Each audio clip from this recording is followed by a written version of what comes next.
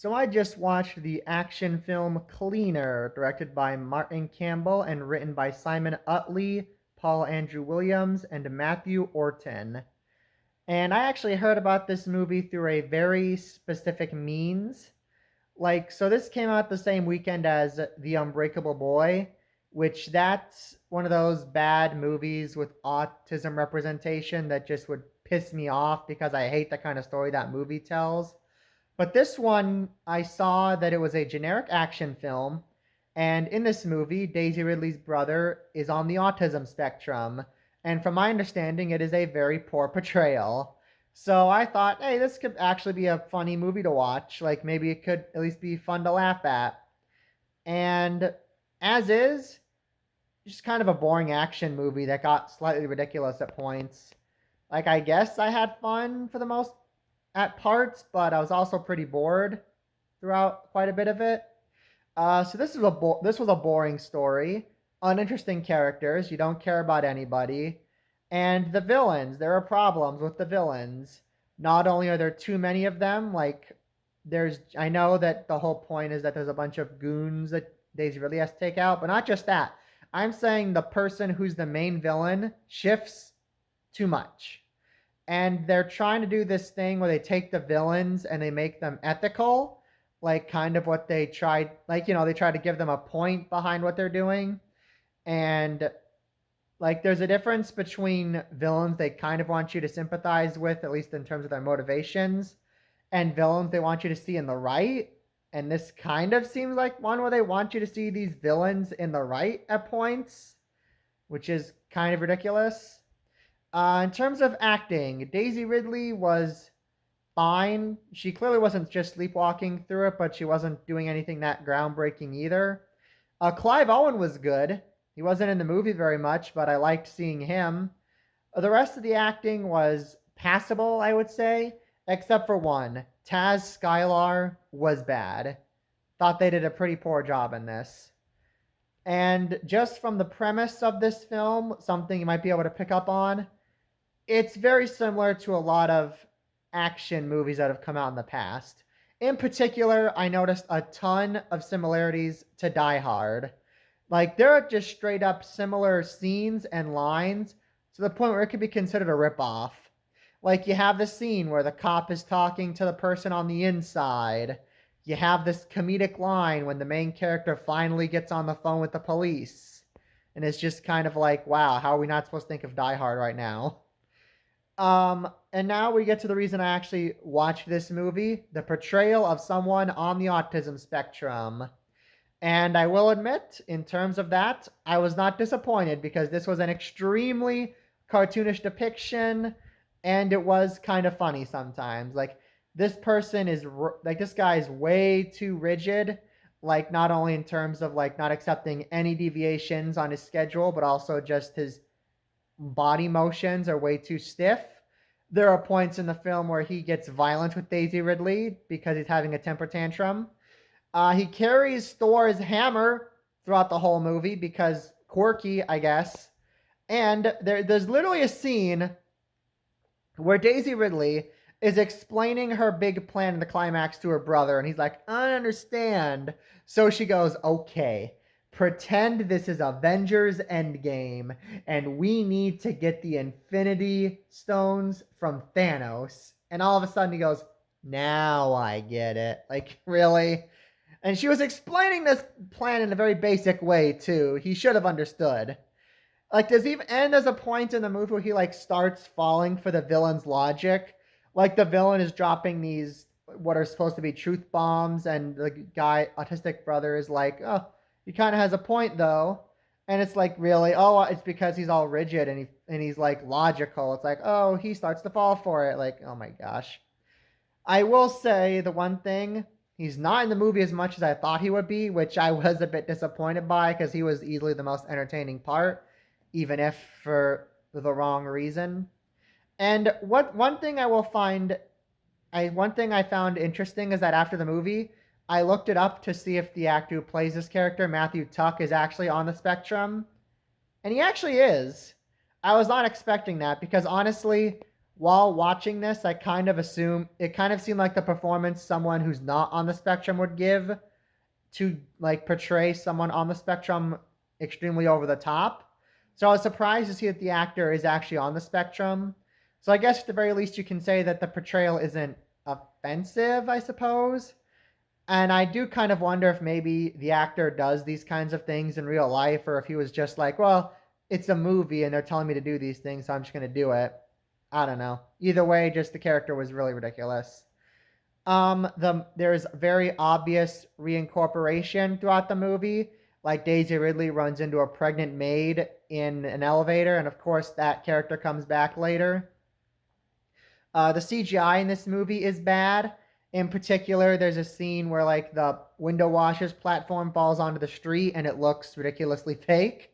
There's a scene where there's a picture of Daisy Ridley in an army uniform, and instead of just having Daisy Ridley put on an army uniform, they Photoshop her into an army uniform, and it looks ridiculous. It looks awful. I don't know why they couldn't just put her in an army uniform. The action in the movie is meh. It's like not bad, I guess. Like there is good hand to hand stuff at points, but the gun when there's like gunplay in the movie, it's not done very well. It's just kind of like, oh, they're shooting at each other. No, it's exciting, isn't it? No. And there's actually, believe it or not, there's surprisingly little action in this because Daisy Ridley spends most of the movie either on a window washer's platform or like pulling herself up and down on a rope so she can reach windows and like see the bad guys' plan. And it's just kind of like, wow, you are barely even involved in this, like the actual conflict. Because like you think again, we think back to Die Hard. Bruce Willis is like doing stuff throughout that whole movie, but Daisy really doesn't really do anything here to like the last 20, 30 minutes. Because most of the movie she's just stuck on this window washer's platform. And the kills in this movie are bad. Like there's a guy who gets choked to death with a wine bottle. Like at first I thought they were just using the wine bottle as like a muzzle to shut him up, but no, he turns out he's dead. And I was like, okay, that was stupid. There's multiple bad guys who die because they ran out of rounds, despite the fact that they did not fire their guns once. So imagine you're just carrying this gun you have never fired throughout the movie, and you just don't have ammo in it, and then when the Daisy Ridley comes up to kill them, they go to shoot, but oh no, no bullets. Like, why? Why didn't you have bullets in the gun? Why are you so stupid, bat minions? And the characters in this movie are like constantly doing stupid things. There's a scene where Daisy Ridley is just like shouting at the ground below to try and get people's attention. She is like 30 stories up in this window washer's platform on the side of a building, and she thinks people on the ground are going to hear her if she shouts. There's a scene where like the CEO of the company that they're taking hostage runs away in a room full of armed guards. Like, what did you think was going to happen there, buddy? Daisy Ridley is like, there is a scene where she straight up has a gun pointed at the villain, and she says she's not going to try and talk to him before proceeding to try and talk to him, not shooting him, even though she knows this person is going to kill a lot of people. And then he is able to get the drop, to get like a advantage, and so she's forced to drop the gun, even though she had a solid 2-3 minutes where she could have shot him.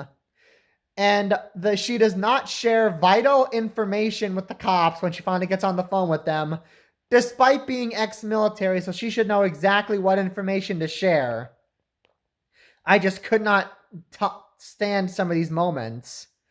And like, oh my gosh, the stuff that happens in this movie. There's some, like I was saying earlier, there's some ridiculous stuff in this movie.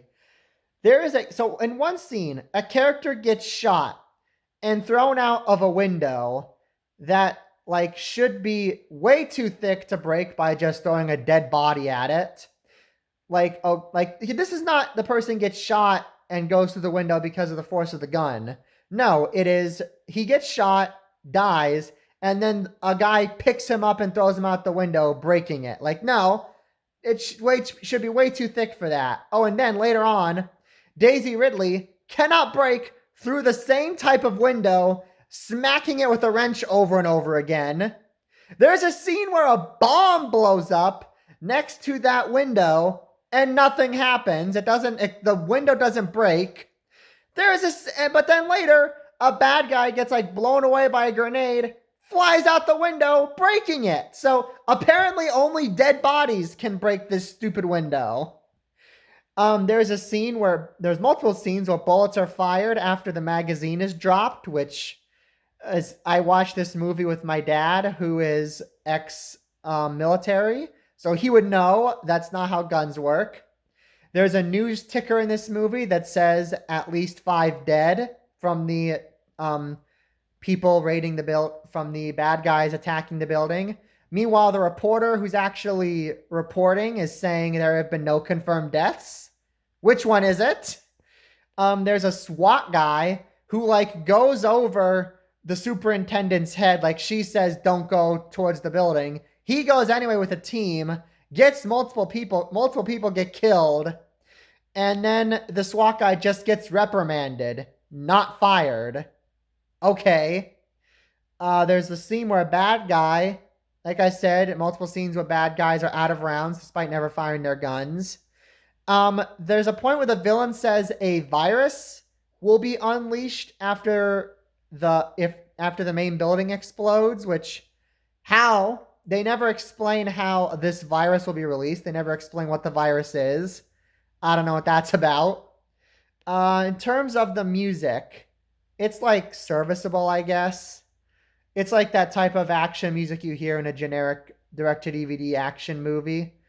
I will say there is very overly dramatic music that plays anytime Daisy Ridley and her brother on the spectrum share a scene. Like, it very much wants you to be like, oh no, it's so sad. Let's play this very sad music. Like, I feel like you're really shoving down our throats how it's supposed to feel. One last thing I will say. One of the bad guys, like one of the minions, kind of looked like Darman, which was funny. That's it. That's just all I have to say. It was just a bad action movie, and I would not recommend watching it. Honestly, even if you're looking for something to laugh at, I would not recommend it, really. And I'm going to give Cleaner an F. Honestly, I think directing Green Lantern might have just broken Martin Campbell, because it's insane that he used to make all these amazing, groundbreaking action movies and now just make stuff like this. So those are my thoughts on Cleaner. If you've seen the film, be sure to let me know what you thought down in the comments below. Thank you so much for watching. Be sure to subscribe to see more reviews like this in the future. And on that note, I will see you next time. Have a great day.